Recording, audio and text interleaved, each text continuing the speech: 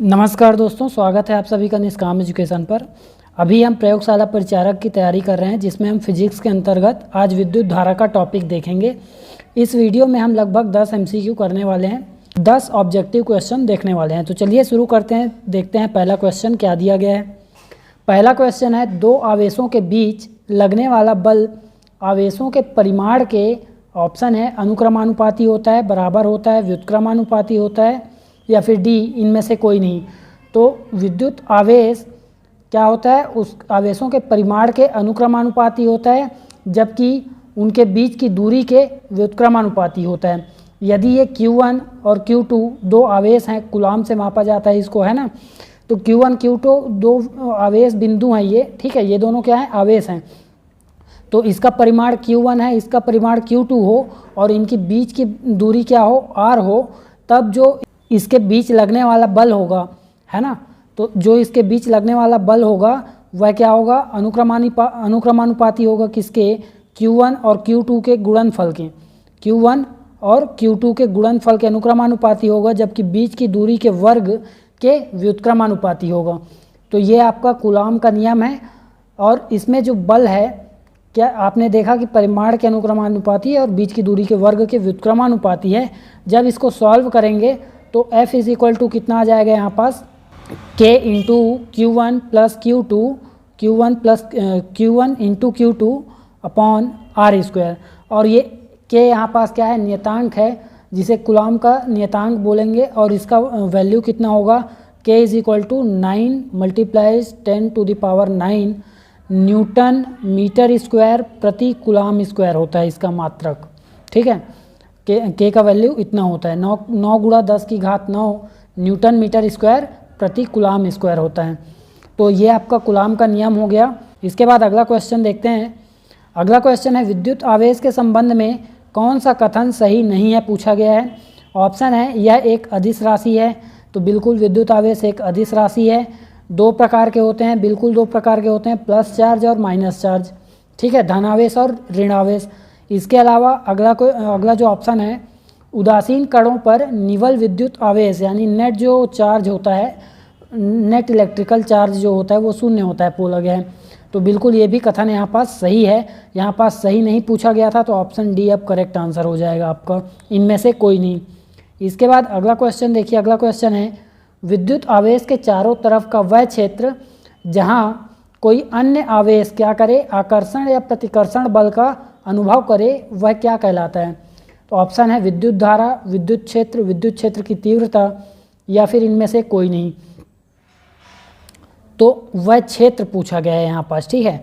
तो वह क्षेत्र जहाँ कोई अन्य आवेश क्या करे, आकर्षण या प्रतिकर्षण बल का अनुभव करता है, तो वह विद्युत क्षेत्र कहलाता है। जबकि बल की वह मात्रा क्या कहलाएगी, बल की वह मात्रा विद्युत क्षेत्र की तीव्रता कहलाएगी। विद्युत क्षेत्र की तीव्रता क्या होती है, तो परीक्षण आवेश Q0 पर लगने वाला जो बल F होगा वह परीक्षण आवेश Q0 के परिमाण के अनुपात के बराबर होगा।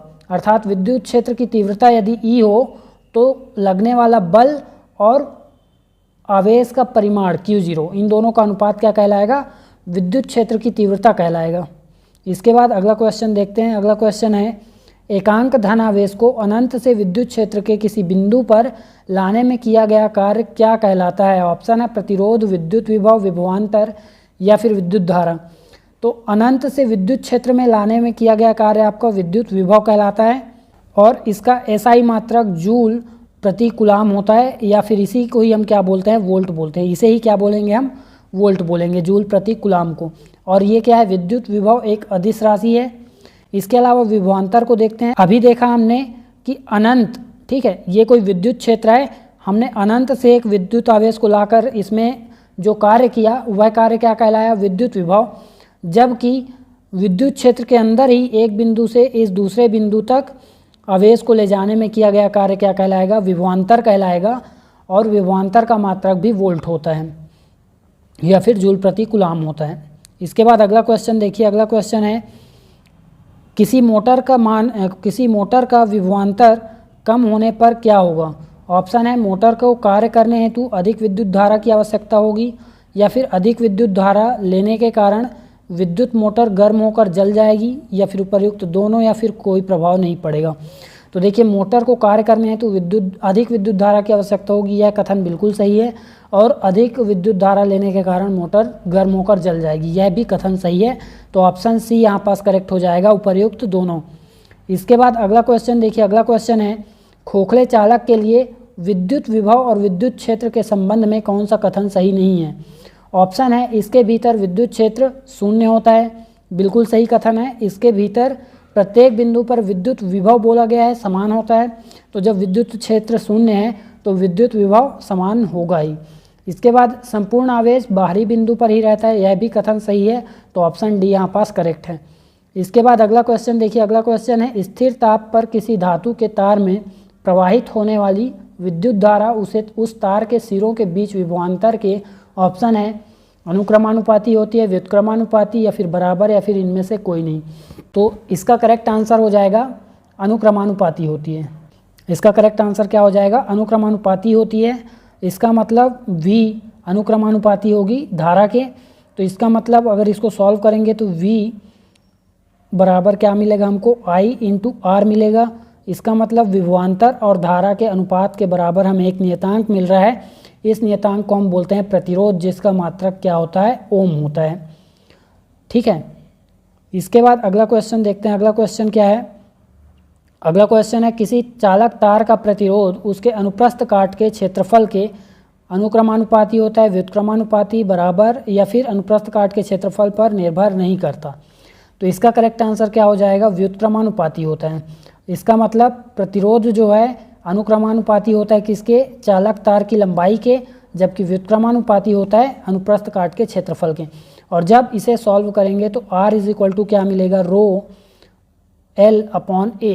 और ये रो क्या है, एक नियतांक है, इसे ही हम क्या बोलते हैं, विशिष्ट प्रतिरोध या फिर प्रतिरोधकता बोलते हैं, प्रतिरोधकता बोलते हैं। ठीक है, इसके बाद अगला क्वेश्चन देखिए, अगला क्वेश्चन है प्रतिरोध का व्युत्क्रम क्या कहलाता है। प्रतिरोध का व्युत्क्रम मतलब 1/R क्या कहलाएगा आपका, तो चालकत्व कहलाएगा। ऑप्शन ए यहाँ पास करेक्ट आंसर है, चालकत्व कहलाएगा। 1/R इज इक्वल टू क्या होगा आपका, चालकत्व।